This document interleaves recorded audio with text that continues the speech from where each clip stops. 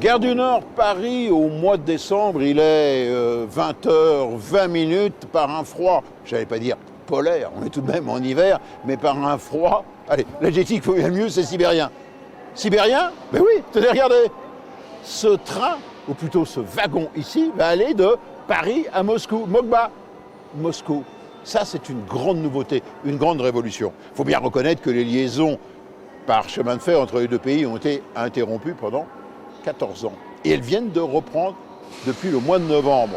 En fait, ce n'est pas un train qui fait Paris-Moscou, mais plutôt une voiture, ici, c'est celle-ci, une voiture couchette des chemins de fer russes. Alors ça mérite une petite explication. Donc, il y a d'abord le train Paris-Berlin, tout à fait classique. Et en queue du train Paris-Berlin, on accroche cette voiture russe qui, elle, va faire Paris-Berlin, puis elle reprend un train russe pour faire Berlin-Moscou. Autrement dit, un voyage qui va durer grosso modo 2 jours. Vous me direz 2 jours, c'est très long par rapport à l'avion. D'abord, c'est moins cher, c'est très confortable. Et puis je veux dire, pour ceux qui sont des amoureux comme nous, comme vous, les amoureux du chemin de fer, eh bien, il faut s'offrir un petit Paris-Moscou par chemin de fer. Восьмой купе. Это что у нас? Вас снимают? И вас снимают тоже. Давайте.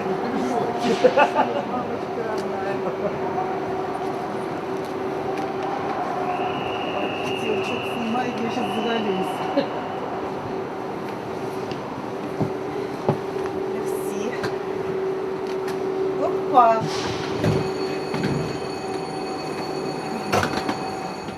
Ой, как хорошо. Может быть, я опять у вас...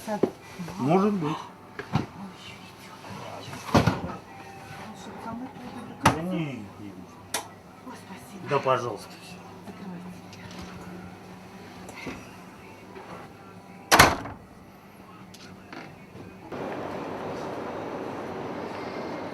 Donc, ce DVD, je voudrais dire un DVD exceptionnel, est consacré à ce que j'appellerais les trains au long cours. Vous savez, ces trains qui parcourent des milliers de kilomètres sur de très grandes étendues. Il y a bien entendu la traversée des États-Unis, la traversée du Canada, la traversée de l'Australie, mais il y a surtout le mythique, celui qui nous a fait tant rêver et qui continue de nous faire rêver, le transsibérien sur près de plus de 9000 km de Moscou jusqu'à Vladivostok. Donc, ce DVD est consacré au long cours et notamment au transsibérien.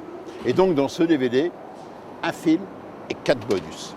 Le film, mais c'est un film entier, un 52 minutes, un document exceptionnel qui est le transsibérien. Et vous irez, vous allez vivre à bord du transsibérien.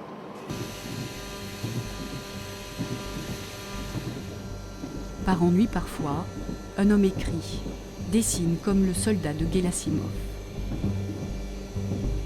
Le train suit l'ancienne route qu'on appelait Vladimirka ou le tract qu'empruntèrent les bagnards et Tchekhov en route vers Sakhaline. Cette veine minuscule, qui deviendra artère grâce à la voie ferrée, est le seul lien unissant l'Europe à l'Asie, la seule voie par laquelle, prétend-on, la civilisation s'écoule en Sibérie. 4 bonus.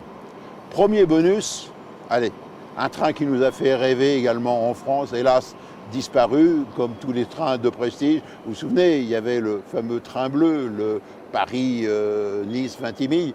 Eh bien, il y avait ce que l'on appelle la flèche d'or, autrement dit, le Paris-Calais maritime, qui permettait de prendre le bateau. Et de l'autre côté de la Manche, eh bien, il y avait la Golden Arrow, autrement dit, la flèche d'or, c'est-à-dire l'équivalent anglais. Donc, petit reportage avec des images rétro, souvenirs, avec en tête de ce train, avec des voitures Pullman, il y avait les fameuses locomotives chocolat, les Pacific Nord. Deuxième bonus, un document étonnant, l'histoire, ça vous fera sourire, mais l'histoire de la vapeur, de la machine à vapeur, j'oserais dire de la plus petite jusqu'à la plus grosse, de la roquette de Stephenson. Et vous allez voir ce document, ces images étonnantes, l'énorme Big Bog américaine. Troisième bonus des idées d'avance, on en a à la SNCF, eh bien c'était le banc d'essai du matériel, autrement dit les essais de choc et de résistance au choc des wagons. Et enfin, quatrième bonus, un homme, un métier, on va suivre un conducteur d'Eurostar entre Paris et Londres, mais c'était l'ancienne gare de Londres. Allez, ciao, bon voyage.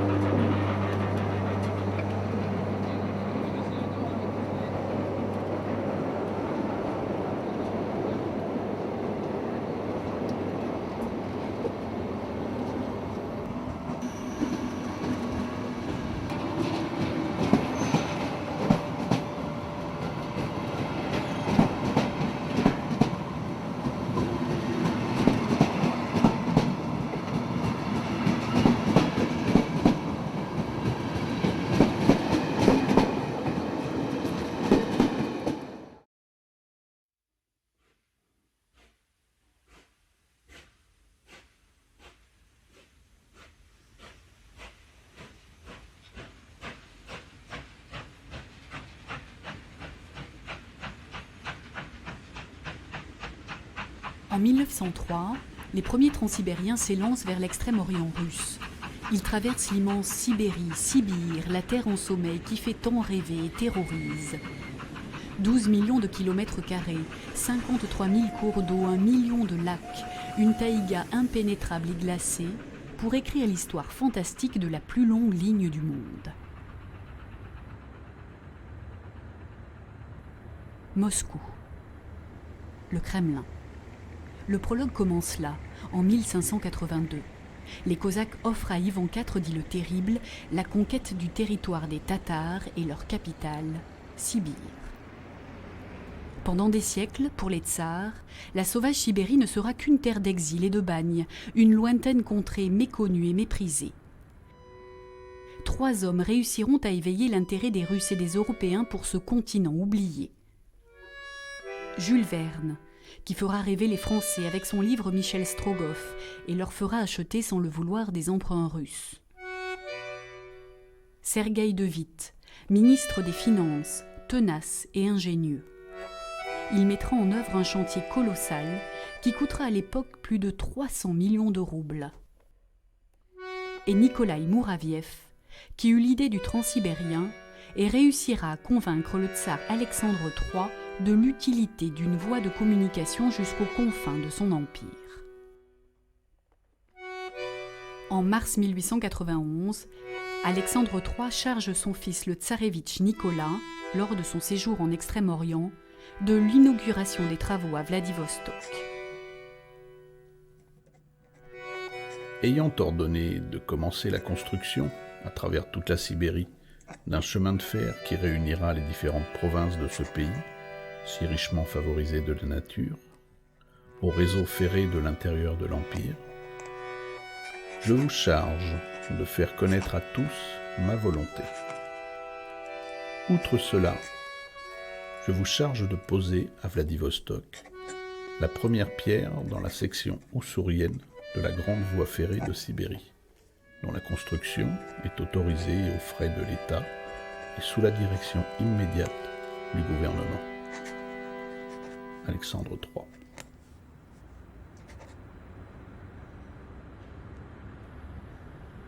Le temps a passé, les tsars ont disparu, l'Union soviétique est née puis s'est dissoute.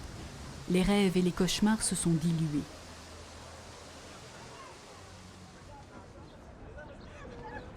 Le voyage vers la Sibérie commence ici, aux portes du Kremlin. Un bas-relief sur le sol symbolise le kilomètre zéro. Les voyageurs viennent toujours lancer une pièce par-dessus leur épaule pour que la chance soit avec eux. Qu'importe si elle est raflée par les nouveaux pauvres, de plus en plus nombreux dans la capitale. Qu'importe, le voyage commence.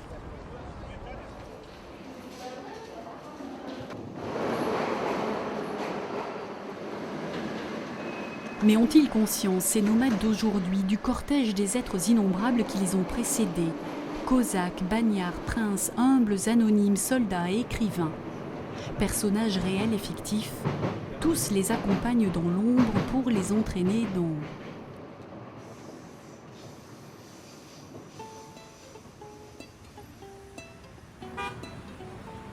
Sur la place des Trois Gares, rôdent encore, assurément, Lénine et les fantômes de la Révolution. Les personnages du roman d'Ilf et Petrov qui lorgnent la pendule de la gare de Kazan et son zodiaque pour trouver les 12 chaises, Maïakovski qui va au cabinet et croise Tchekhov partant pour Sakhaline à la gare de Yaroslav.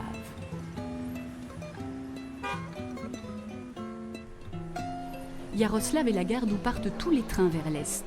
Le transmongolien vers Ulan-Bator, le transmandchourien vers Pékin, le transsibérien à destination de Vladivostok et bien d'autres qui sillonnent la Sibérie. Celui-ci a son terminus à Krasnoïarsk, à 4098 km de Moscou. Les provenitsas, hôtesses et contrôleuses du train, vérifient passeports et billets et évitent que personne ne monte dans une voiture qui n'est pas la sienne.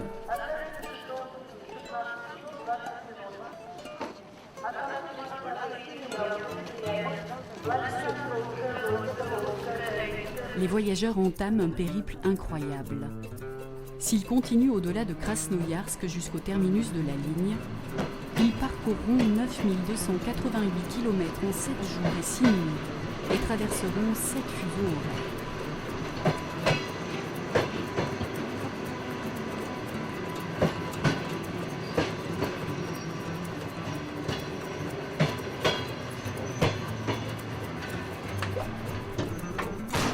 Périple banal pour les Russes. Tout le monde s'installe et se met à l'aise. Les bagages sont rangés dans différents logements astucieux sous les sièges et dans le couloir.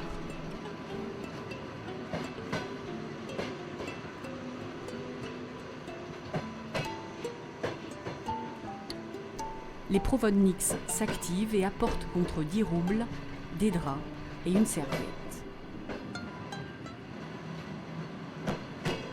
La construction de la plus longue voie ferrée du monde débuta en 1892.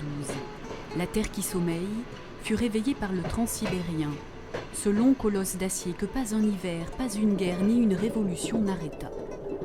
Le voyageur se cale contre la fenêtre. Peut-être se prend-il pour Blaise Cendrars. Je suis en route. J'ai toujours été en route. Blaise dit, sommes-nous bien loin de Montmartre ? J'ai pitié. J'ai pitié. Viens vers moi. Je vais te conter une histoire. Dès 1894, la ligne franchit l'Oural et s'enfonce dans la taïga sans fin. Des milliers de bouleaux, des marécages, des fleuves démesurés que les premiers passagers découvriront dès 1903 et en 1905, les convois de soldats partant pour la guerre russo-japonaise. En Sibérie tonnait le canon. C'était la guerre, la faim, le froid, la peste et le choléra. Blaise dit, sommes-nous bien loin de Montmartre ? Dès que le train s'arrête, des vendeurs s'empressent sur le quai pour vendre toutes sortes de denrées, un petit commerce qui permet de vivre. Les trains doivent faire des milliers de kilomètres par tous les temps. Le transsibérien va avaler plus de 9000 kilomètres d'une traite. Des hommes et des femmes le bichonnent. Une employée vérifie l'état des essieux comme on le faisait il n'y a pas si longtemps en Europe.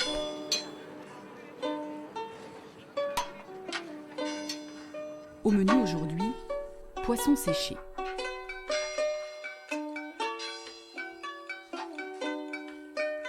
Rien à voir avec le restaurant et les wagons luxueux du premier transsibérien construit en France. Vaisselle de Limoges, verre en cristal, une merveille montrée à l'exposition universelle de Paris en 1900. De quoi faire rêver les voyageurs immobiles de Paul Morand. Malheureusement, ce train sorti des ateliers de Saint-Denis ne roula jamais en Russie. Des toiles peintes déroulées contre les fenêtres donnaient l'illusion du voyage. Dans les transsibériens d'aujourd'hui, le restaurant n'est pas classe et les cuisiniers proposent surtout des borshs et des plats simples. Toutefois, ces repas restent chers pour la plupart des Russes qui préfèrent acheter sur les quais. Мы так и живем, так и работаем. Мотаемся туда-сюда.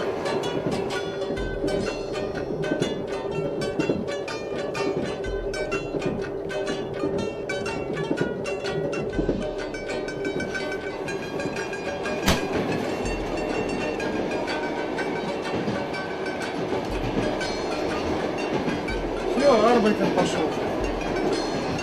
Пошел работать. Michael n'hésite pas à quitter sa cuisine pour chercher le client et vendre ses beignets. Cela met du beurre dans ses épinards.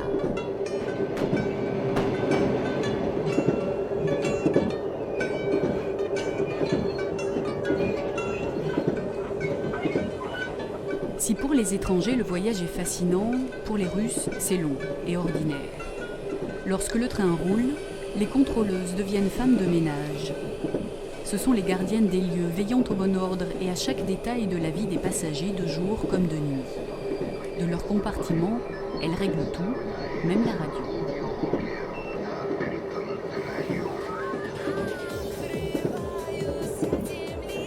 On peut baisser le volume si on trouve insupportable le défilement de la taïga sur fond de tubes sirupeux, toujours présents dans les trains russes. La musique en sourdine, ballottée entre présent et passé, le voyageur peut questionner avec Tatiana Tolstoï, Les âmes mortes. Dans quels espaces ton esprit léger poursuit-il son errance? As-tu enfin trouvé le repos? Est-ce toi qu'on entend naître et mourir avec la musique dans les notes de piano? Sans doute es-tu malheureuse là où tu es maintenant. Sinon, pourquoi viendrais-tu te glisser dans nos rêves, main tendue, mendiant un morceau de pain ou peut-être simplement un peu de souvenir? Yuri Andrievitch se retournait sur sa couchette. Il écoutait la grande nouvelle. La Russie allait être déchirée par des troubles effrayants. Bientôt, ce serait la révolution, avec ses heures terribles. La révolution qui finirait sans doute par imposer sa grandeur. Le voyageur qui se prenait pour le docteur Jivago se réveille. Il se lève, craignant que les fantômes des trains passés ne rôdent dans les couloirs. Tout va bien.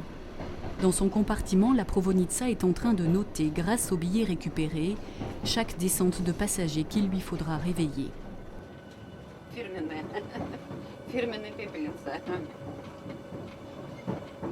Une autre se détend entre deux arrêts. Dans chaque wagon, 2 personnes se secondent pour assurer la tranquillité des voyageurs. L'une travaille le jour, l'autre la nuit.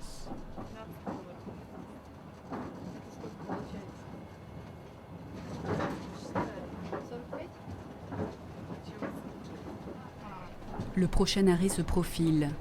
La pause se termine. С флажками пойдем на улицу сейчас. На станцию пойдем.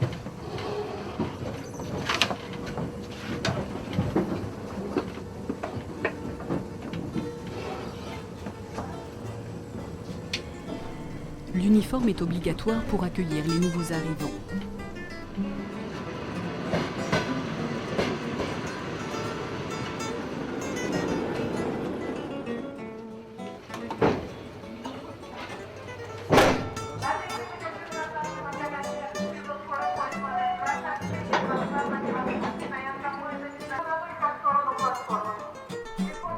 Chaque arrêt est l'occasion de faire une petite toilette, de garder propre le colosse que les poussières et les neiges d'un si long chemin salissent. Veillez à ce que rien ne perturbe le prochain départ.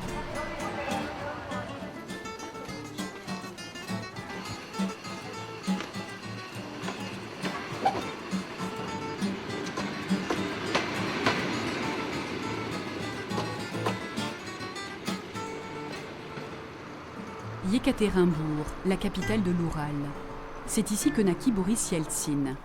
Dans la pré-perestroïka, l'hôtel Sverdlovsk, juste en face de la gare, vestige de l'ère communiste, est devenu un monument d'une autre époque.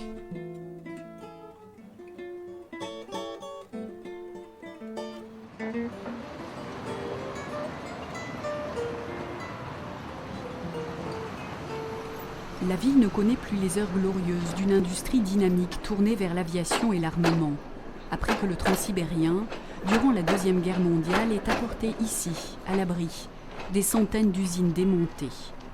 Aujourd'hui, leur fermeture engendre chômage, corruption et alcoolisme. Comme partout en Russie, on a reconstruit et repeint les églises. Leurs dômes dorés tentent d'éclairer l'avenir incertain des Russes. Quelques prières pour des lendemains qui chantent, est-ce suffisant pour changer les destins des jeunes? Comme à Moscou, des grands magasins se sont ouverts depuis la chute du mur. Celui-ci ne vend que des alcools, toutes sortes d'alcools. Vodka en tête de gondole, bien sûr.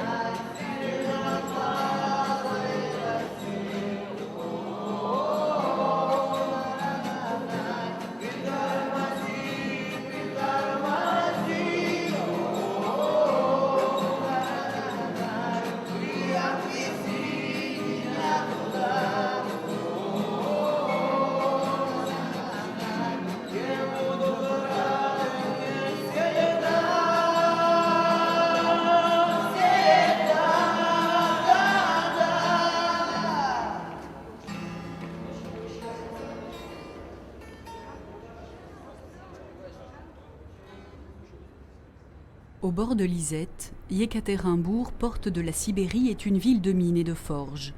Elle connut depuis toujours les convois de déportés. À pied ou par bateau, ainsi dériva un long courant de pauvres êtres, intellectuels et princes encombrants, écrivains comme Dostoïevski, travailleurs forcés. Tous franchissaient les montagnes pour aller se perdre dans le terrain le plus vague du monde. Le symbole de la Sibérie est la fleur de pierre qui réunit toutes les richesses de ce territoire. Pierre le Grand fut le premier à considérer l'Oural, frontière entre l'Europe et l'Asie, comme la pierre la plus précieuse de la couronne russe. Il l'offrit à sa femme Yekaterina en donnant son nom à la ville. L'écrivain Bachov la décrit comme la fleur porte-bonheur à ceux qui la cherchent. Sans doute est-ce pour cette raison que les mariés viennent se faire photographier près de la grande pierre et de la statue du fondateur de la ville. Pourtant, c'est surtout la révolution de 1917 qui estampilla Yekaterinbourg d'un sceau indélébile et terrible, l'assassinat de la famille impériale. À partir de 1917, les trains de la peur s'ébranlent.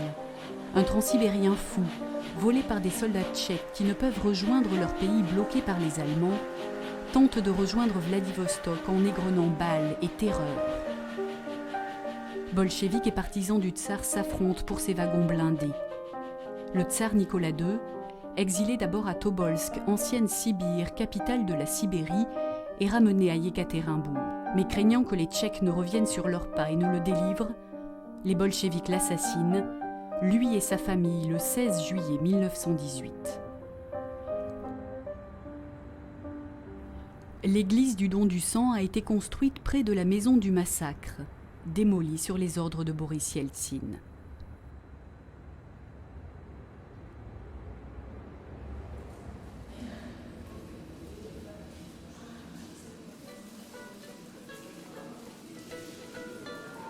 Le Baïkal Express emporte vers Irkoutsk les voyageurs vivants et les morts accrochés à leurs semelles. 2284 km d'une ligne construite au cœur d'une taïga inhabitée et hostile, dans la glace des hivers et la fournaise des étés. Et l'avance perpétuelle du train. Tous les matins, on met les montres à l'heure. Le train avance et le soleil retarde. Le train tonne sur des plaques tournantes. Et mes souvenirs, le train roule. Dis Blaise, sommes-nous bien loin de Montmartre? Mais oui, tu m'énerves, tu le sais bien. Nous sommes bien loin, loin. Drôle de sensation et si agréable de n'être nulle part. Le voyageur ouvre un livre. Il a toute la vie devant lui. Le temps retarde au fur et à mesure où il avance. Malgré les 7 fuseaux horaires traversés, il restera toujours à l'heure de Moscou. Dehors, la Russie ballotte contre les vitres. Едем первый раз американский с трассы. Сейчас выпьем по 100 грамм.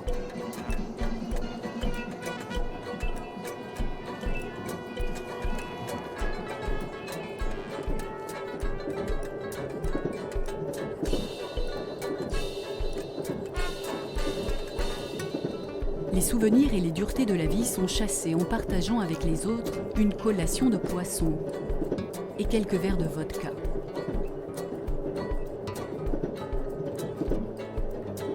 Le voyage est le temps de paresser, le temps de lier connaissance. Dans le wagon des 3e classes, la promiscuité permet les échanges et la fête. Завтра где-то будет дня 4-5 назад. Но завтра, естественно. Не, серьезно. Твою мать. Наши русские пироги. Вот пироги наши. Русские, почему? Что прячешь-то? Это от души. Так это было, да. Да, нам... Испеченные пироги, вот нам в дорогу, я понимаю. Да много не надо, что, 2 штучки мы хватит. Ну? Да нет, это под пиво, под пиво, под пиво. Так она жиденькая, ты что, Антоша, ёпа-мать, ты что? Она хорошая такая, вот, ядрёная, ты что? Пусть не пугают, что там вот, говорят, что у нас там слишком зараженный этот весь Енисей, что весь этим атомом. Да такого нету. У вас больше, между прочим, в Париже там больше...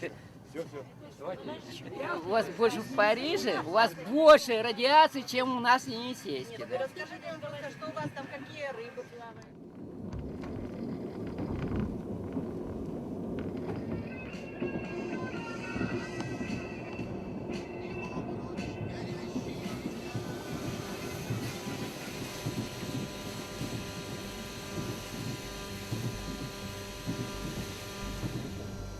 Par ennui parfois, un homme écrit, dessine comme le soldat de Gerasimov. Comment dessiner l'attente? Une ligne droite illimitée qui ne s'appuie sur rien? Sur la feuille, il ne reste que le souvenir. Blanc et carré. Mais il pourrait y avoir un dessin. Un chat ou un chien.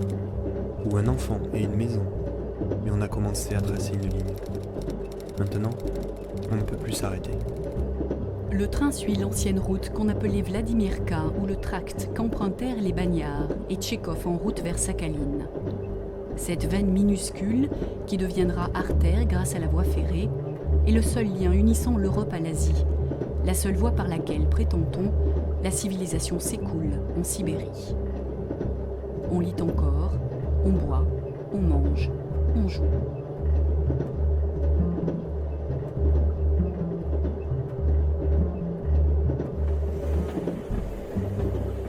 C'est aussi sur la Vladimirka que galopaient les courriers du tsar, dont le célèbre Michel Strogoff. Vers 8h du matin. Merci.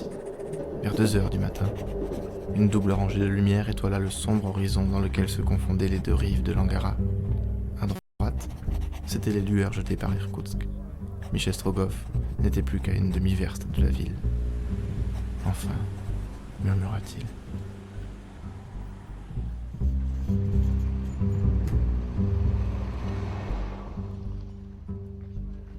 Depuis le temps où le héros de Jules Verne descendait l'Angara sur un glaçon, beaucoup d'hivers ont passé, mais Irkoutsk est resté le Paris de la Sibérie. Les vieilles maisons de bois tordus par le gel conservent les traces d'une identité sibérienne originale et pleine de charme. Les rues retiennent le souvenir de Tchekhov et celle des aristocrates échoués là au début du 19e, exilés par le tsar.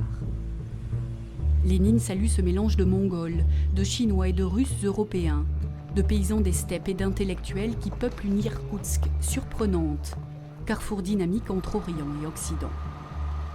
Irkoutsk est aussi le début d'un tronçon de la ligne du Transsibérien qui, bien que très court, posa beaucoup de problèmes.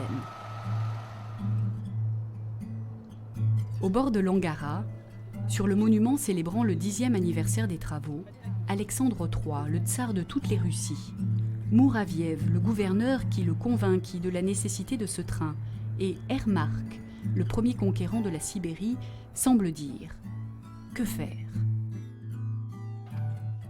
Jusqu'ici, la voie de chemin de fer a pu traverser la taïga impénétrable, inhabitée et marécageuse. Un exploit.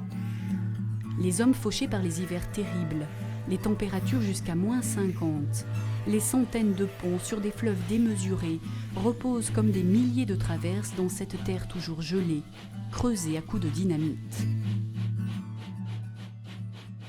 Les trois ingénieurs s'inclinent devant un obstacle plus grand encore, le lac Baïkal, et prétendent que la ligne ne peut suivre les berges à pic du lac le plus profond du monde. Il faut le traverser.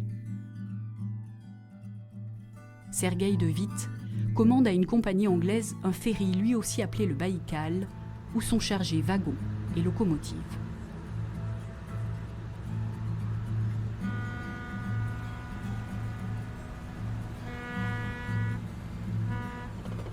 Un deuxième brise-glace, l'Angara, lancé un an plus tard, en 1901, arrivera lui aussi en pièces détachées. Assemblé sur place, il secondera le Baïkal.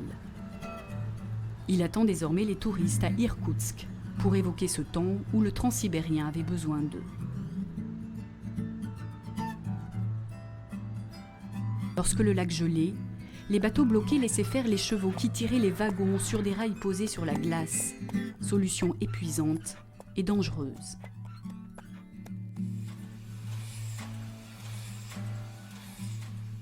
Les Russes se résignèrent à construire la ligne impossible le long du lac Baïkal. Longue d'à peine 90 km, Elle nécessita 31 tunnels et des dizaines de ponts et l'aide d'ouvriers italiens. Elle coûta une fortune. Partout, la construction de la ligne fut un enfer. Ici, les pauvres diables qui se battaient contre l'hiver, les étés brûlants, les moustiques assurèrent un travail de titan en luttant contre la montagne. Leurs prières dans le wagon-église qui les suivait partout n'ont pas éveillé la clémence des dieux et ne les ont guère sauvés de la mort.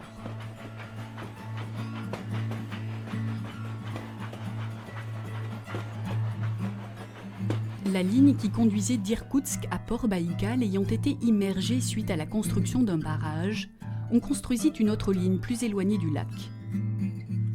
Aujourd'hui, plus aucun train ne flotte sur cette mer bleue. On dit qu'une locomotive gît par le fond. Le premier brise-glace l'a rejointe, coulé par les Japonais lors de la Deuxième Guerre mondiale. Seuls les habitants et les vacanciers se rendent à Slioudianka. Dans un décor d'abandon, à la russe, la vieille ligne impossible ne sert plus l'été qu'au passage d'un train pour touristes et une fois par semaine au ravitaillement des habitants.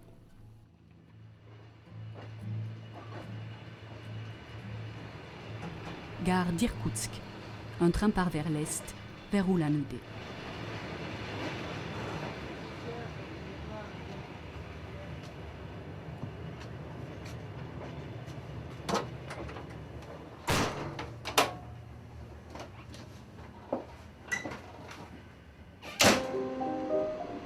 La nuit, les locomotives se carbonisent, noir sur noir, invisibles, et le bien-être se dissout avec l'impact de tout ce sombre. On plonge dans les lignes de vie disparues.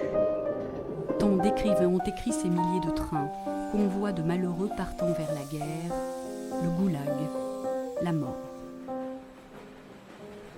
Le train fonçait vers le pont avec un grondement régulier. Un coup de sifflet. Le grondement s'interrompit. S'engouffra sous la carcasse osseuse du pont, refit surface. Le voilà, la lumière éclatante et enfumée des fanaux, le cliquetis confus des roues, la fonte graisseuse, l'acier terne des machines, les wagons, l'un après l'autre, tous bouclés, tous plombés, les plateformes de freinage vides, hurlements, fracas, poussière, le train passe en trombe. Il y a des gens dedans, finit-elle par dire, des êtres humains. Pas de chance aujourd'hui, Madame la Mort. Au revoir, jusqu'à la prochaine. Ce qui distingue le convoi rouge de tous les autres trains, c'est qu'une fois dedans, on ne sait plus si on redescend. Le train va s'ébranler et une centaine de détenus vont prendre le départ. Filés sur les mêmes rails, si nuls que vous, et ils ne vous précéderont que de quelques secondes. Mais vous, derrière vos vitres, vous ne verrez rien. Le malheur aura passé comme l'éclair, et il n'aura pas plus laissé de traces dans l'air que n'en eussent laissé vos doigts à la surface de l'eau. Les ombres de 30 millions de Zecs disparus dans les camps de rééducation socialiste rôdent dans les gares du Transsibérien. Au matin, les trains gémissent dans la gare Ulan-Ude.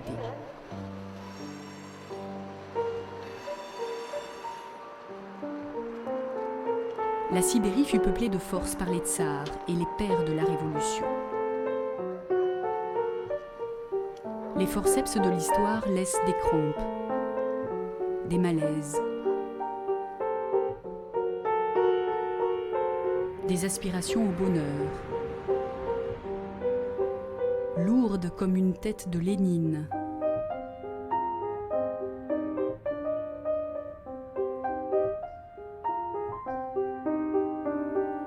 Et un incendie parfois rappelle la Révolution et ses pompiers incendiaires avides de pouvoir. Le Transsibérien s'est fait piéger par ceux qui voulaient le bonheur de la Russie. Piégé par la meute de Semenov, ce cosaque décrit par Joseph Kessel, qui crée en 1918 une république autonome à Tchita. Les officiers cosaques avec leurs trognes, gueules, mufles sauvages, leurs énormes bonnets de martre, castors, visons ou zibolines, leurs longues et noires tuniques serrées à la taille, bardées sur la poitrine de cartouchières étincelantes et portant à la ceinture des poignards damasquinés. Piégés pour transporter la peste, l'épouvante. Les dictateurs aiment les trains de la peur qui allument l'angoisse, figent les gares dans la terreur et inoculent la propagande. Pendant ses voyages, Trotsky, dans un wagon du Transsibérien qui était devenu son train blindé, lisait Mallarmé et écrivait qu'il s'habituait pour toujours à écrire et à méditer avec l'accompagnement des ressorts Pullman et des roues.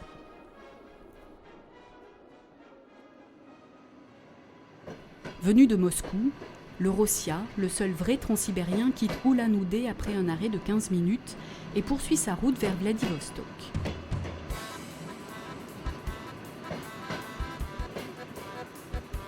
Il va avaler 2883 km jusqu'à Khabarovsk.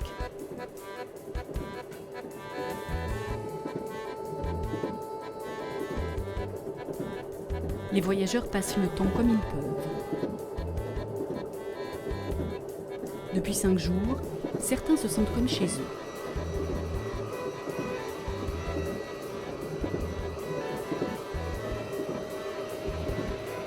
Le coin toilette-douche, à défaut d'être luxueux, est pratique. Lorsqu'on se lave, l'eau chaude ou froide s'écoule par ce trou.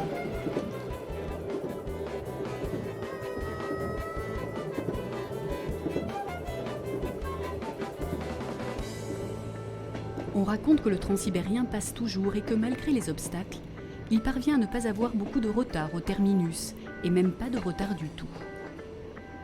On raconte aussi des histoires terrifiantes, comme celle de ce conducteur de train qui descendit de sa locomotive pour déblayer la neige et se fit manger par les loups. Lorsque derrière sa fenêtre et ses rideaux frémissants, le voyageur se laisse balloter dans le roulis agréable du train, les orteils en éventail et le corps détendu, il se surprend parfois à un frisson de paix. Pour chasser l'ennui, le voyageur compte les arrêts qui restent.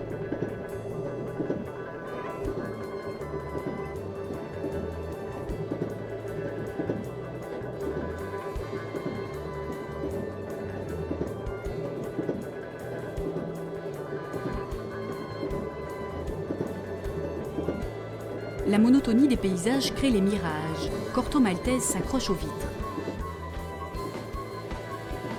Un instant, les balles ricochent, bolcheviks et partisans s'affrontent. Rouge et blanc se battent de chaque côté des rails. Les rumeurs des révolutions glissent sur les rails et poursuivent le train qui s'échappe.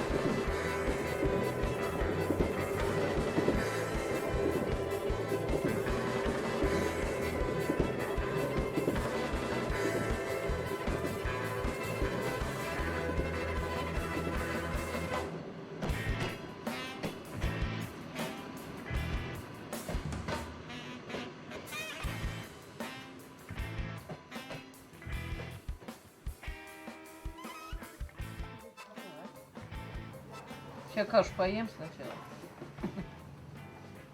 Пойдем посмотрим кино.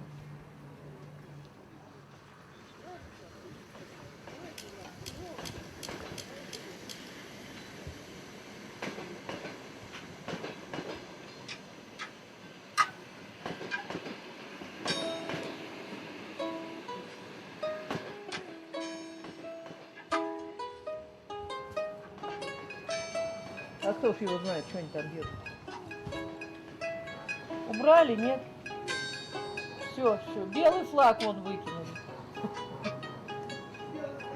Сдают.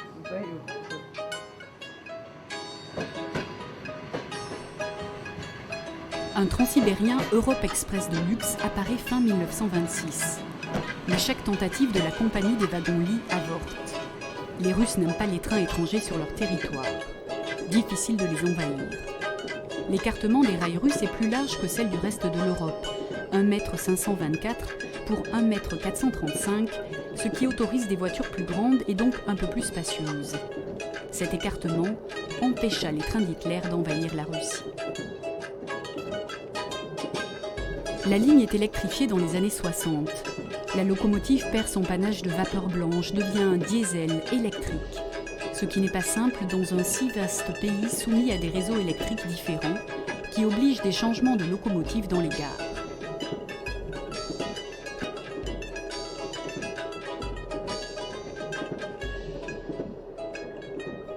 Le train fait toujours rêver ceux qui le voient passer.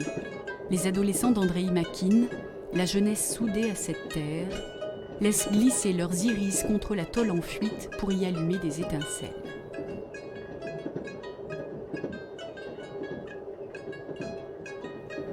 confort calfeutré que je devinais derrière les vitres éclairées me fascinait. Quels êtres mystérieux abritaient-ils? Je parvenais de temps en temps à fixer une silhouette féminine, un couple assis derrière une petite table avec 2 verres de thé, parfois même une ombre étendue sur sa couchette. Mais déjà la bourrasque de neige provoquée par l'envolée de ce train fabuleux se calmait, et on apercevait dans le brouillard au-dessus des rails que 2 feux qui s'estompaient à vue d'œil.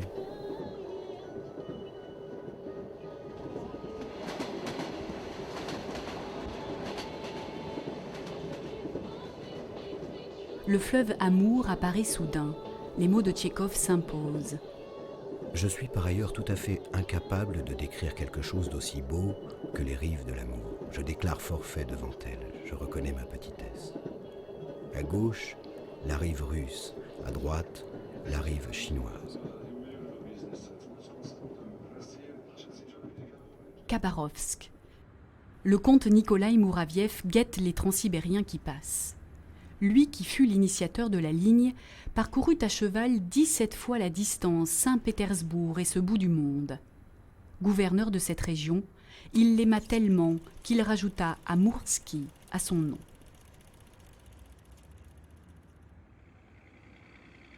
Frontière avec la Chine, le fleuve est une voie importante pour les cargos transportant l'or vert, le bois de la taïga, l'or noir et tous les autres ors de la Sibérie et de moins précieuses marchandises. Ну, песок гравий добывают это дна Амура, а лес в основном снизу, там большая тайга. В 60-е годы воду пили прям с Амура. Прям кружка черпаешь. С дедом я ездил на рыбалку, да, в 4 классе учился. Прям за борта черпаешь и пьешь воду. А сейчас пить ее нельзя, только через честные фильтрации.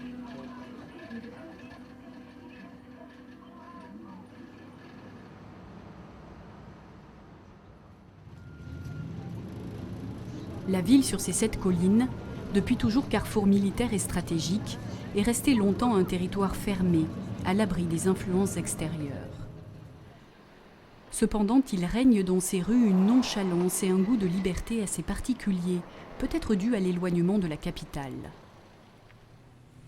Premier signe d'ouverture et de richesse, les voitures étrangères envahissent les rues.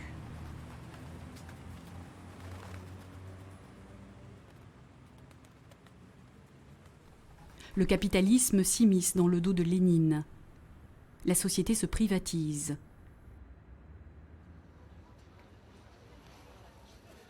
Les marchés typiques russes se laissent envahir par l'opulence et la société de consommation.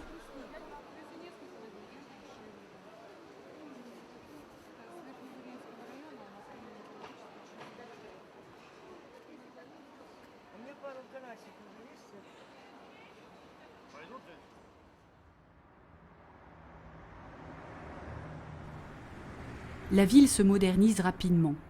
Les héros bolcheviques de la Révolution, regard et canon éteints, contemplent ces hommes et ces femmes à qui le travail ne donne plus de droits et qui commencent à croire que seul l'argent compte, ces habitants qui reconstruisent des cathédrales et s'adonnent librement à l'opium du peuple.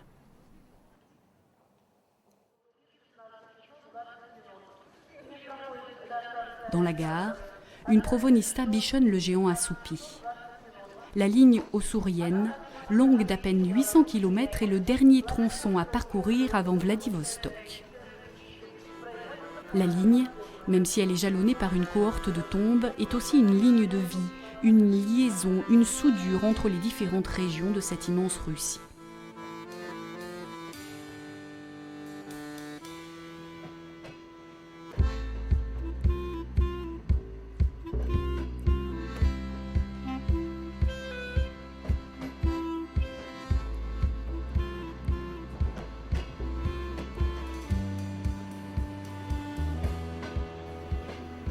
Blaise dit: sommes-nous bien loin de Montmartre? Nous sommes loin, Jeanne. Tu roules depuis 7 jours. La pluie qui tombe, la tourbe qui se gonfle, la Sibérie qui tourne, les lourdes nappes de neige qui remontent, et le grelot de la folie qui grelotte un dernier désir dans l'air bleui. Le train palpite au cœur des horizons plombés et ton chagrin ricane.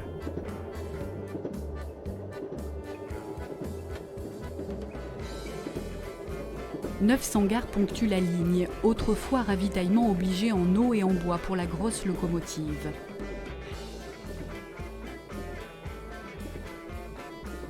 Comment imaginer que chaque ville, chaque gare où s'arrête le transsibérien fut un ostrogue minuscule, un fortin pour abriter les ancêtres de ces voyageurs, cosaques de la conquête sibérienne et premiers colons. La construction de la ligne fit pousser des gares en bois, comme celle où mourut Léon Tolstoï. Aujourd'hui, le transsibérien s'échappe des gares en cachant dans ses flancs des manuscrits anciens et rares, des contenus d'églises, des objets d'art, des icônes, des trafics en tout genre, des commerces juteux avec des floraisons de dollars. Les aventuriers cohabitent avec les mafieux et les gens ordinaires. Qui viendrait arrêter ce molosse bleu et rouge entre les futaies de la taïga? Être loin de la capitale n'a pas que des inconvénients, et Sandrars rigole. Je croyais jouer aux brigands. Nous avions volé le trésor de Golconde et nous allions, grâce au transsibérien, le cacher de l'autre côté du monde. Livre, le train s'en va buter contre le dernier soir, la dernière nuit, le point final. Une dernière fois, certains dînent dans le wagon-restaurant.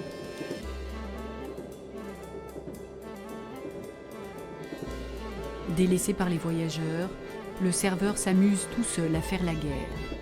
Ce soir, il a la paix et la télé pour lui seul.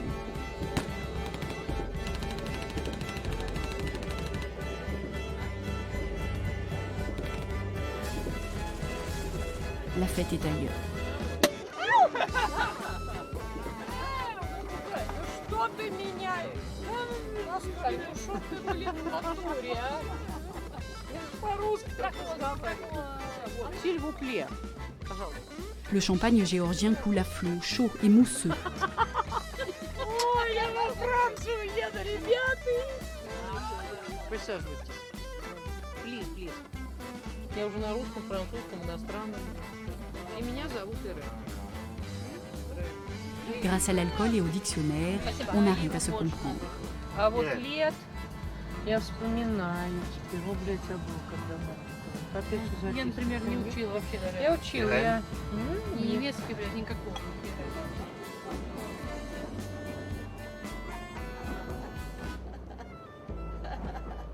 Да ты что, сюда, с мужем. А что он делает? А он что делает? Что делает? Работает тоже, по командировкам мотается.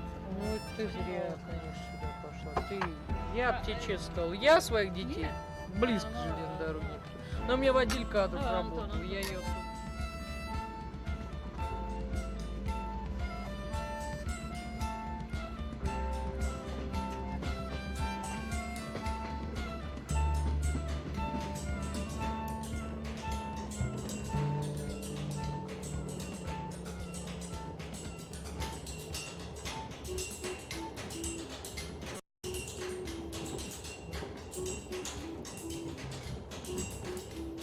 Après des milliers de kilomètres, 15 millions de traverses, des centaines de ponts, des fleuves gigantesques, 1 milliard de bouleaux, la steppe interminable ponctuée de villages et de villes immenses. Le transsibérien pointe son mufle rouge dans la gare de Vladivostok, sans même une minute de retard.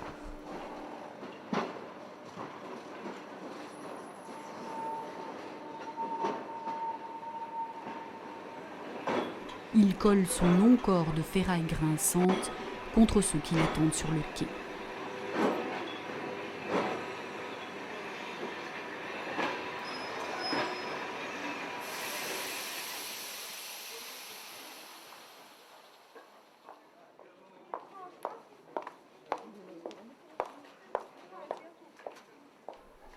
La pendule indique, comme dans tous les trains et toutes les gares du trajet, l'heure de Moscou. Moscou est à 9288 km de là.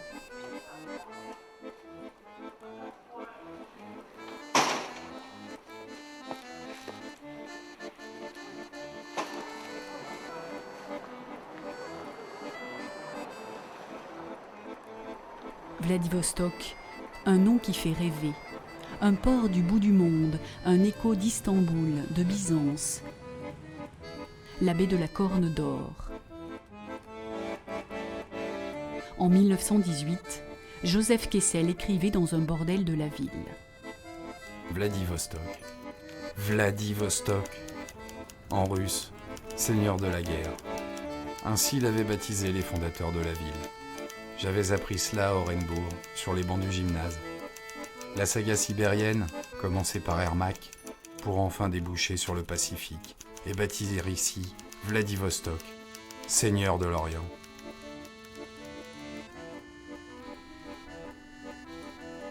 Au début du XXe siècle, certaines locomotives du Transsibérien arrivaient par la mer en pièces détachées. Elles s'étaient assemblées ici, dans le port proche de la gare. C'est ici aussi que la première pierre de la ligne fut posée par le dernier tsar de toutes les Russies, Nicolas II. L'inauguration des travaux se déroula le 31 mai 1891. Le tsar ignorait alors qu'un Transsibérien aux fenêtres aveugles l'emmènerait vers la mort. Un monument rappelle la pose de la première pierre. Mais tout ici rappelle le passé. La ville ballotte comme un pendu au-dessus des abîmes des guerres, de la Révolution. Ce monument impressionnant se dresse en l'honneur de ceux tombés pour défendre le pouvoir soviétique en Extrême-Orient. Comme beaucoup de villes russes, Vladivostok est rongé par la rouille, la faillite et la rapine. Les bateaux semblent épuisés et le port n'évoque plus guère ce temps où Staline en fit un grand arsenal militaire, rempli de cuirassés et de sous-marins.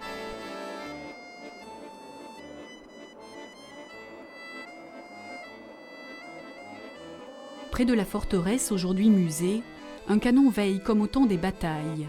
Mais les Japonais ne sont plus que des touristes qui ont le droit de photographier les vestiges d'un temps périmé et frissonner au son d'un canon qui, autrefois, les repoussait et qui tonne chaque jour à midi.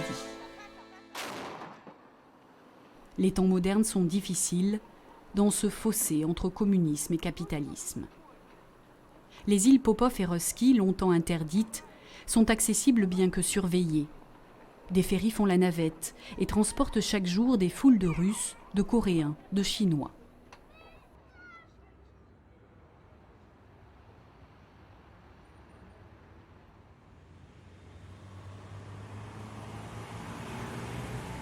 Personne ne s'occupe plus de Lénine, qui désigne le Japon de son doigt de bronze.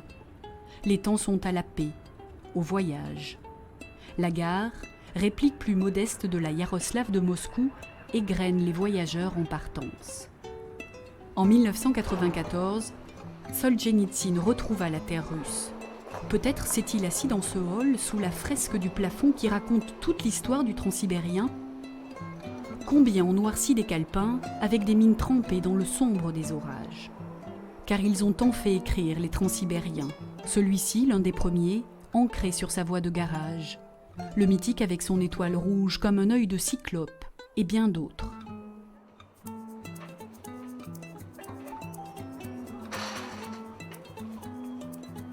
Mais il faut repartir.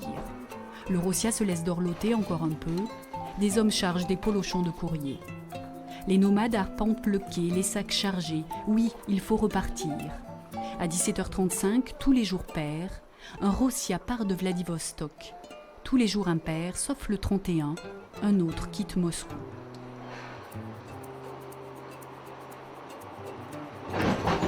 Le Rossia s'ébranle, rompt les amarres. Le colossal métronome de Toll reprend son mouvement. Il emporte les mêmes Provenitsa pour 7 jours. Le fantastique balancier va érafler encore une fois le pays le plus grand du monde, entraînant dans son sillage depuis plus de 100 ans 1000 échos de Transsibériens.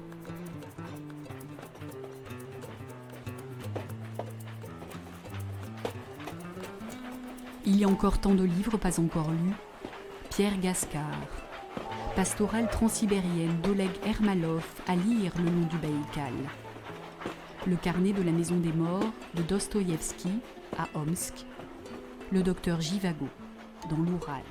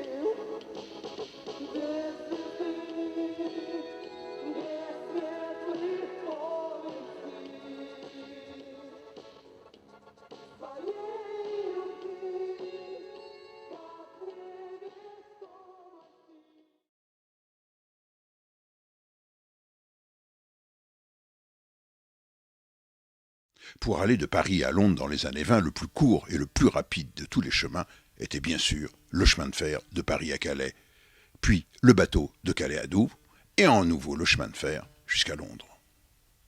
C'est ainsi qu'en 1926 a été mis en service un train de luxe pour voyageurs fortunés, la Flèche d'Or, entre Paris et Calais-Maritime côté français, et sa version anglaise, la Golden Arrow.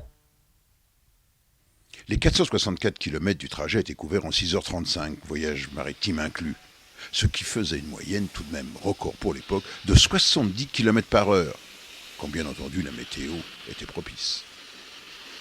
Côté matériel, la Compagnie internationale des wagons-lits a innové avec un nouveau matériel. Fini le bleu nuit à filet jaune, vive le blanc nacré des voitures Pullman. À l'époque, c'était le summum du savoir-faire ferroviaire, avec ses voitures salon à siège individuel, sa moquette, sa marqueterie, sa vaisselle en porcelaine, ses couverts en argent, à bord des wagons-restaurants, car à cette époque, il y en avait. À noter l'original fourgon-troc qui transportait 4 conteneurs à bagages de part et d'autre de la partie couverte qui abritait le chef de train avec sa vigie. À Calais, les conteneurs étaient directement chargés à bord des navires à l'aide d'une grue, pendant que les passagers embarquaient depuis une magnifique gare monumentale construite en 1888-89. Interrompu durant la guerre, le service a repris le 15 avril 1946, en tête, la Chapelon Chocolat 231E17. Hélas, la concurrence de l'avion dans les années 50-60 ont eu raison de ce service pour Anglais fortunés amateurs de soleil de la Côte d'Azur. En 1972, le service est suspendu côté anglais. Côté français, c'est en tête de la Flèche d'Or que les 231 cas du PLM finirent leur vie. Et le 21 janvier 1995, le dernier train quitte la gare maritime de Calais, transformé depuis en bâtiment administratif pour la Chambre de commerce. Quelle belle histoire que celle de la machine à vapeur. Le concept a été proposé, semble-t-il, pour la première fois par le mathématicien grec Héron d'Alexandrie au 1er siècle avant Jésus-Christ. Son invention, l'éolipile. C'était une machine constituée d'une sphère, mobile autour d'un axe, et équipée de 2 tubes coudés. En chauffant l'eau contenue dans la sphère métallique, la vapeur d'eau donnait en s'échappant un mouvement de rotation à la sphère. À vrai dire, un beau joujou qui ne servit à rien, car à cette époque, la main-d'œuvre était abondante. En 1687, Sir Isaac Newton reprend les travaux du savant grec et met en lumière son fameux principe d'action-réaction. En 1712, un autre sujet britannique, Thomas Newcomen, met au point la première machine à vapeur à piston pour l'industrie, ou plutôt une machine atmosphérique, puisque c'est la pression de l'air qui fait descendre le piston lorsque l'on condensait la vapeur en refroidissant le cylindre. Assurément, c'était la première machine industrielle, destinée à pomper l'eau dans les mines. En 1769, l'ingénieur écossais James Watt perfectionne les travaux de Newcomen et met au point cette fois-ci la vraie première machine à vapeur de l'ère moderne, car cette fois-ci, la vapeur actionnait les 2 faces du piston.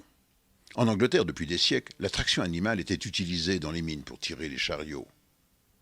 Mais le véritable essor de la machine à vapeur, on le doit en 1804 à un ingénieur des mines, Richard Trevithick, qui met au point une machine à haute pression pour tirer les wagonnets de charbon. La première locomotive à vapeur de l'histoire était née. Les voies consistaient en des sortes de barres de fer posées à même le sol ou sur des cubes de pierre.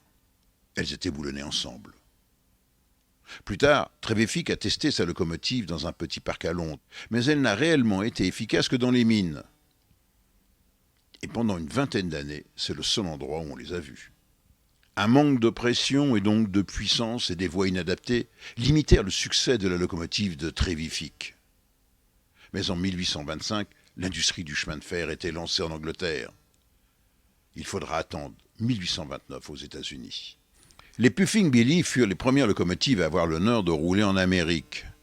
Elles venaient d'Angleterre et elles ont roulé quelque temps dans la région du nord-est de Pennsylvanie. Mais ce type de locomotive a été bien vite abandonné au profit de la Rocket. La Rocket était une locomotive qui a été construite par Robert Stephenson. Il a énormément simplifié la machinerie et elle est devenue le modèle type des locomotives qui allaient lui succéder durant l'ère de la vapeur. Depuis lors, en effet, le principe de base de fonctionnement qui transforme la vapeur en travail est resté le même depuis les années 1800. Les locomotives à vapeur brûlent leur combustible dans le foyer pour produire de la chaleur. Une lame d'eau entoure le foyer. L'eau en ébullition se transforme en vapeur. Les gaz de la combustion passent à travers une série de tubes et arrivent à la boîte à fumer, jusqu'à la cheminée. La chaudière est constamment alimentée en eau afin de compenser l'évaporation. La vapeur est ensuite dirigée vers des tiroirs qui l'admettent jusqu'au cylindre. En se dilatant, la vapeur pousse le piston. Les pistons transmettent leur effort aux roues par l'intermédiaire de bielles. Tandis que les roues se mettent à tourner, la vapeur pousse alternativement les pistons d'avant en arrière, complétant le cycle. Une fois que la vapeur a travaillé, elle s'échappe par la boîte à fumée, créant une dépression qui aspire les gaz du foyer. Le courant d'air ainsi créé appelle plus d'oxygène, rendant encore le feu plus chaud, générant plus de vapeur et donc plus de puissance. Et le cycle se répète de plus en plus vite au fur et à mesure que la locomotive accélère. Tout comme une voiture ou un camion, une locomotive à vapeur fonctionne plus efficacement lorsqu'elle gagne en vitesse. Le summum de cette technologie est l'énorme Big Boy de 8000 chevaux, pesant 350 tonnes. Des monstres articulés, monstres certes, mais également pièces d'horlogerie, puisque capables de rouler à plus de 100 km/h.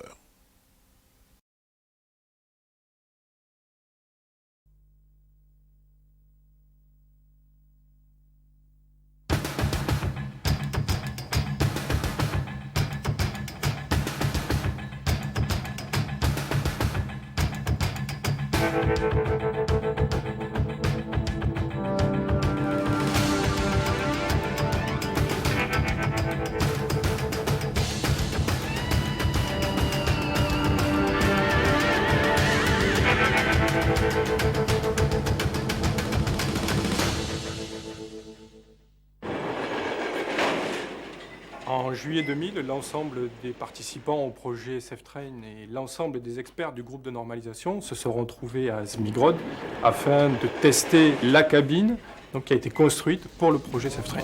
Les partenaires de ce groupe de travail étaient des industriels, des réseaux, essentiellement représentés par l'ADB et la SNCF, et donc des centres universitaires qui nous ont appuyés sur leurs compétences techniques et théoriques sur le sujet. Certains ont conçu les extrémités de la structure, d'autres ont calculé cette structure, et enfin, les derniers l'ont construite et fabriquée. Donc ça, c'est quelque chose qui est à noter dans le programme européen, d'être arrivé à faire travailler ces industriels dans un domaine extrêmement sensible, d'être arrivé à les faire travailler ensemble. Le but de ce groupe de travail était d'établir des recommandations et des résultats techniques pour l'écriture d'une norme européenne sur le sujet de la sécurité passive.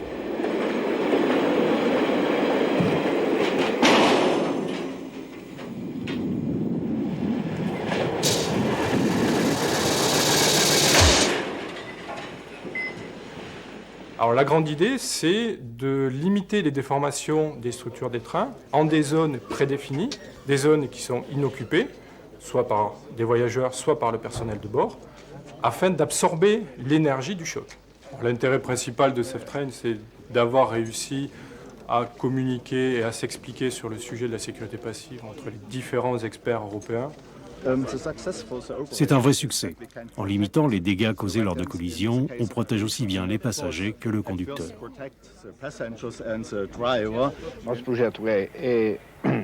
Notre mission était de dessiner et de projeter les extrémités de façon à absorber l'énergie de la collision.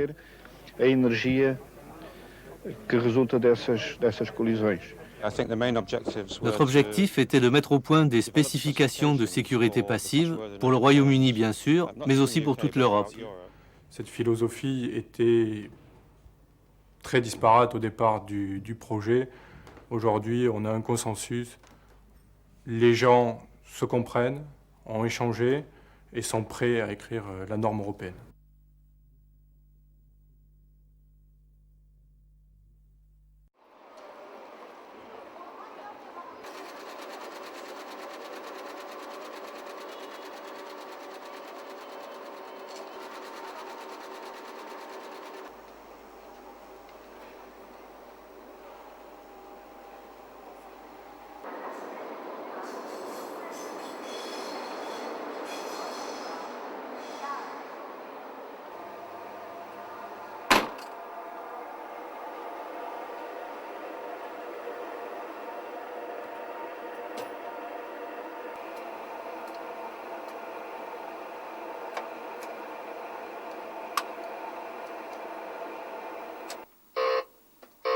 Voilà, là j'ai reçu le départ.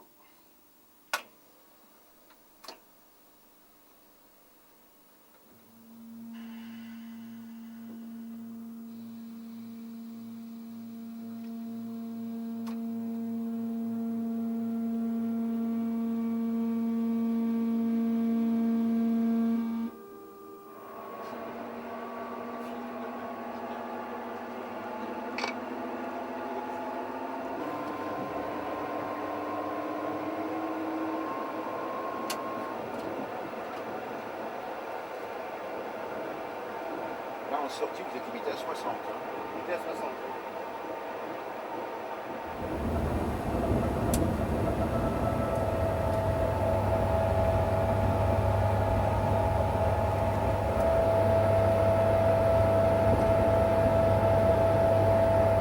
Donc là, on a laissé les voies sur Chantilly. Là.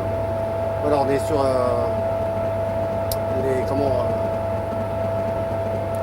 on a rattrapé les lignes directes. Nous avons deux groupes de voies. Un groupe qui s'appelle voies locaux et voies directes.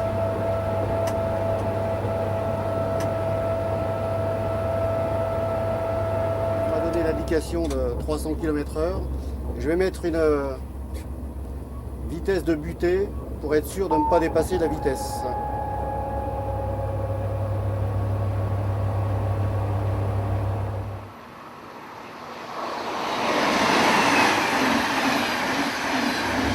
Là, on m'indique déjà une phase de ralentissement, parce qu'il y a un train devant ou quelque chose d'autre. Là, c'est un avertissement avant une annonce après. C'est-à-dire que j'avais l'autorisation de rouler à 300 km/h. On ne peut pas me demander de m'arrêter immédiatement. On me donne des restrictions de vitesse pour pouvoir m'arrêter sur plusieurs cantons. On descend à 170 km/h. L'accélération.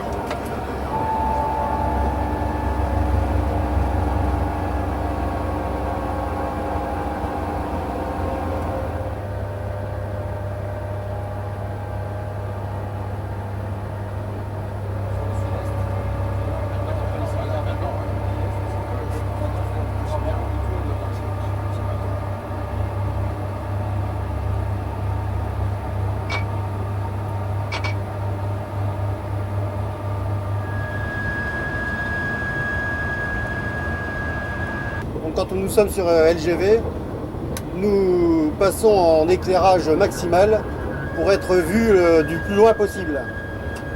Et lorsque nous croisons un autre TGV, par politesse, nous réduisons l'intensité, même de jour. Alors, je klaxonne dans les tranchées couvertes ou tunnels. Pourquoi ? Car il peut y avoir des agents techniques à la sortie des tunnels.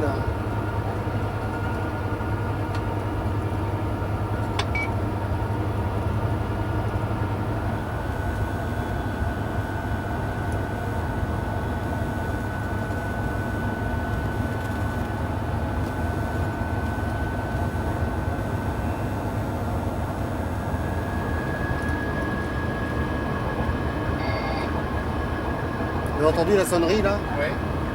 Ça c'est mon maintien d'appui, ce qu'on appelle la veille automatique, qui sonne aux environs d'1 minute que je dois relâcher et reprendre un appui aussitôt pour que le train ne s'arrête pas.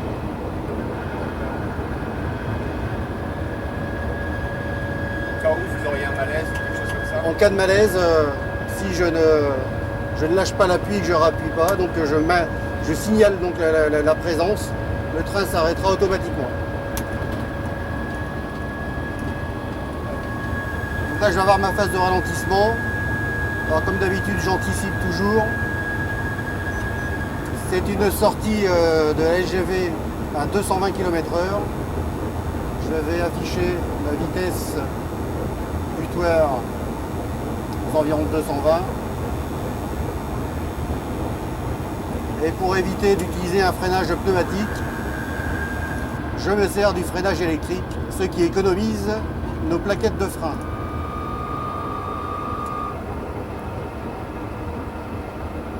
Nous allons donc aborder l'aiguille de la nouvelle direction aux environs de 220 km/h.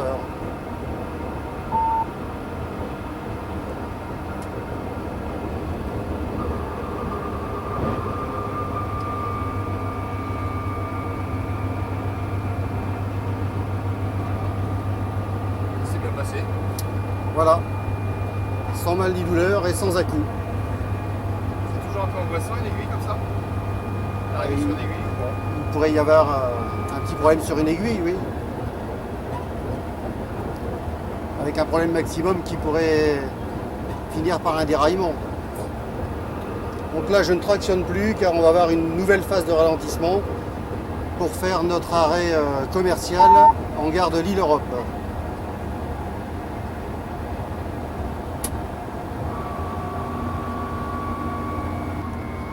Et aussi, nous allons repasser avec un pantographe normal pour faire toute la traversée de la gare de Lille. Car là, la hauteur de caténaire n'est plus la même.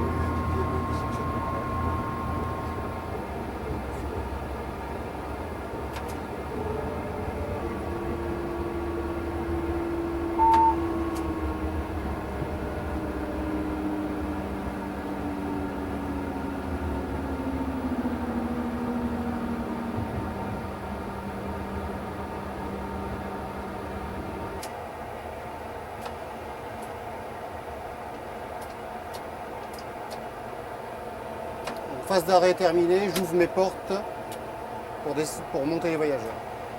Je vais débloquer mes freins et passer en traction.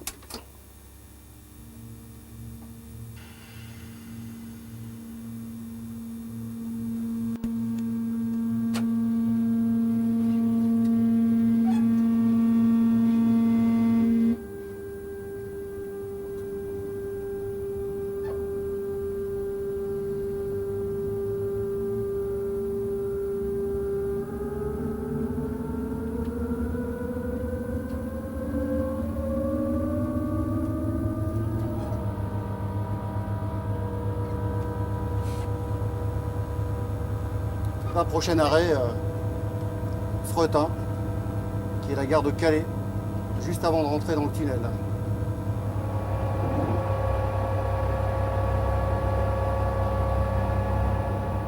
je sélectionne le pantographe, je le monte, j'attends l'indice qui me dit qu'il est monté. Voilà, j'ai un détecteur de tension et une autorisation de fermeture de mon disjoncteur. Et là maintenant je peux tractionner.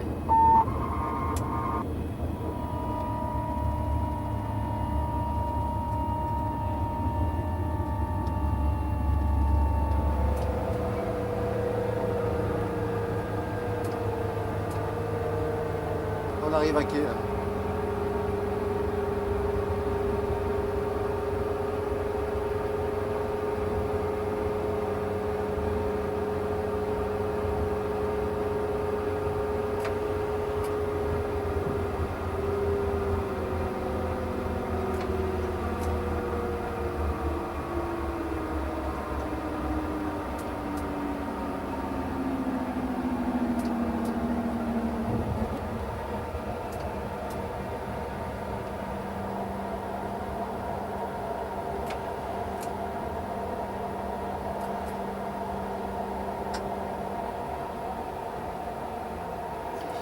On ressort de la gare de Calais donc avec une vitesse de 80 km/h.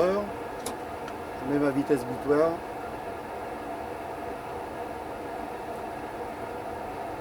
J'ai eu le départ. On y va.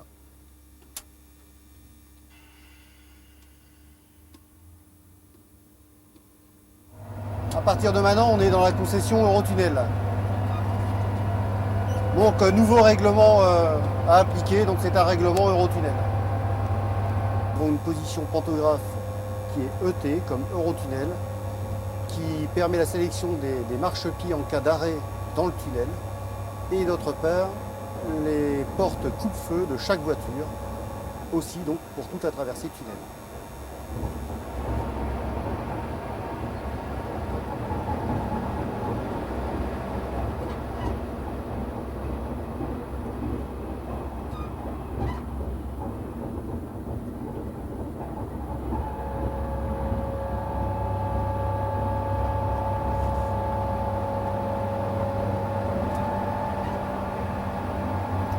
On est parti pour 20 minutes de traversée.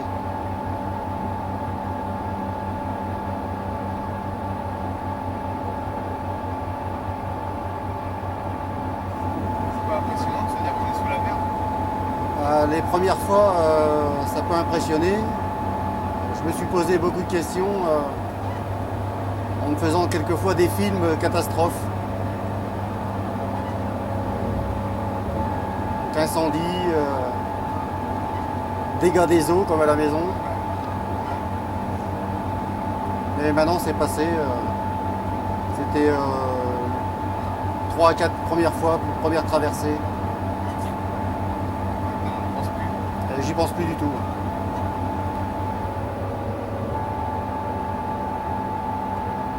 Le tunnel, là on est en train de descendre.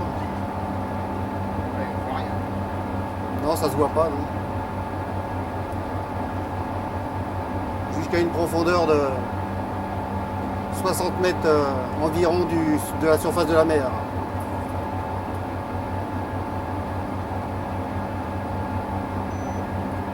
Et quand on va passer côté anglais, on fera une remontée côté anglais.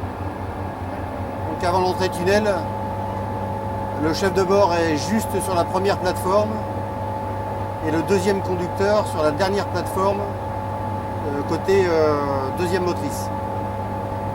En cas de problème particulier, nous sommes prêts à faire demi-tour.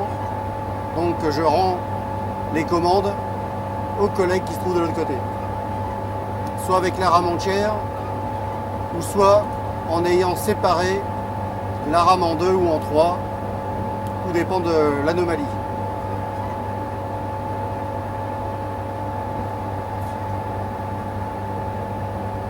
Et au cas où on ne peut pas faire marche arrière, il y a ce qu'on appelle une évacuation dans le tunnel de service pour les voyageurs.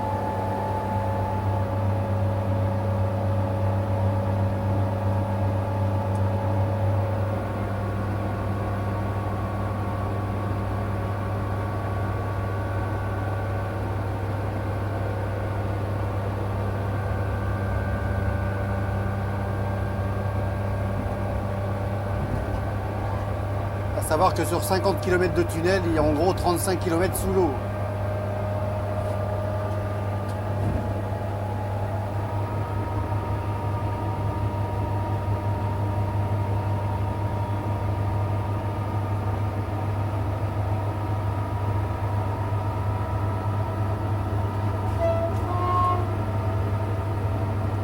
C'est quand je vais changer mon pantographe qu'on va passer à l'heure anglaise.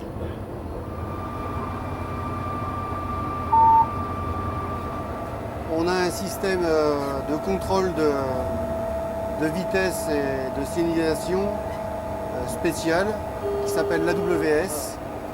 Et dans quelques centaines de mètres, on va avoir l'armement qui nous signale le bon fonctionnement du système.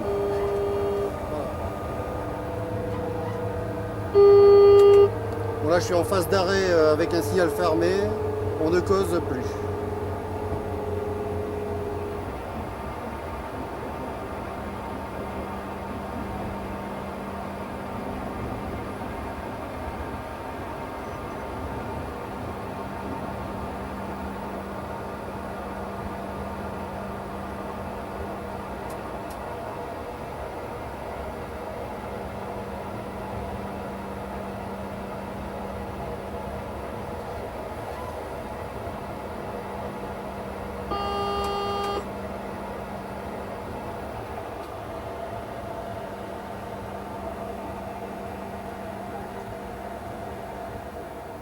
Alors là, contrairement à la France, je n'ai pas de signal de départ sonore dans la cabine.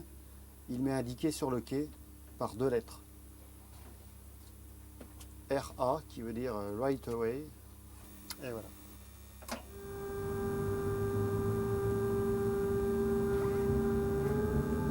« 17 minutes.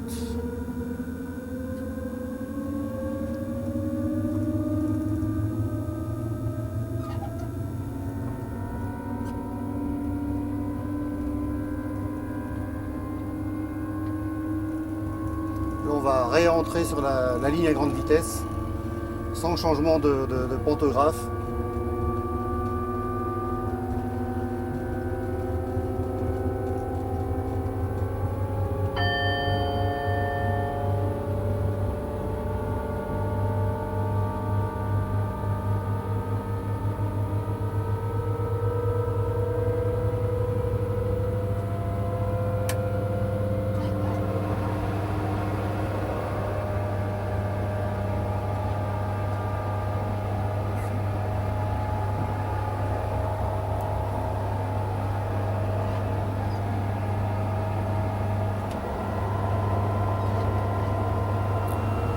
Là, on est repassé sur un autre règlement qui est le règlement anglais au niveau de la ligne à grande vitesse.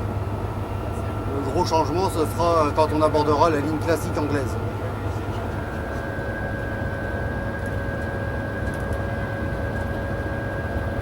Là, on sort.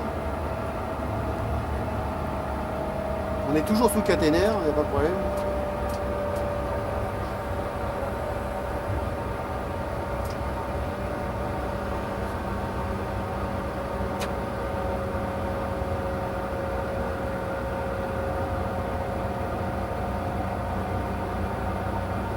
Là, c'est une partie qui s'appelle la Waterloo Connection, entre la ligne à grande vitesse et la partie classique.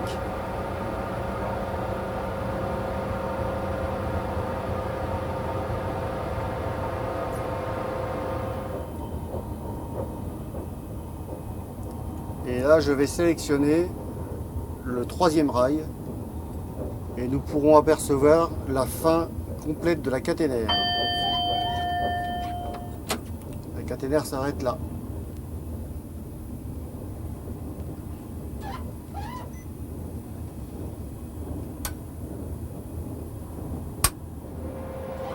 Donc là, en passant avec la sélection du 3e rail, nous circulons maintenant en miles. Et nous sommes autorisés à rouler à 90 miles pour l'instant. Donc la particularité du 3e rail, c'est que le captage donc, du courant se fait par ce qu'on appelle donc, un rail qui se trouve, qui peut être à la fois à droite comme à gauche de la voie. Et à certains endroits, comme par exemple dans une bifurcation, il se peut qu'il y ait des trous qu'on appelle des gaps. Et il faut éviter de passer en traction maximale dans ce genre d'endroit pour éviter des arcs importants au niveau des patins et qui pourraient se traduire par des anomalies au niveau des moteurs de traction.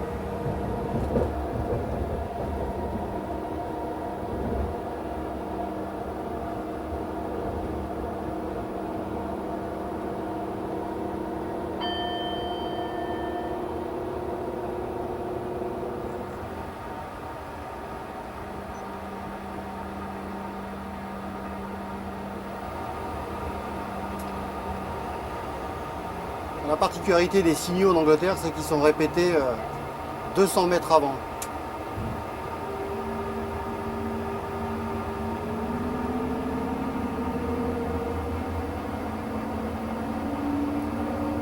Et en phase d'arrêt, je ne dois pas dépasser 20 miles à l'approche du panneau.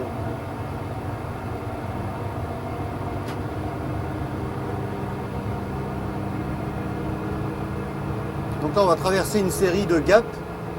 Donc là, je dois faire attention de ne pas être en traction maximale, comme je disais tout à l'heure.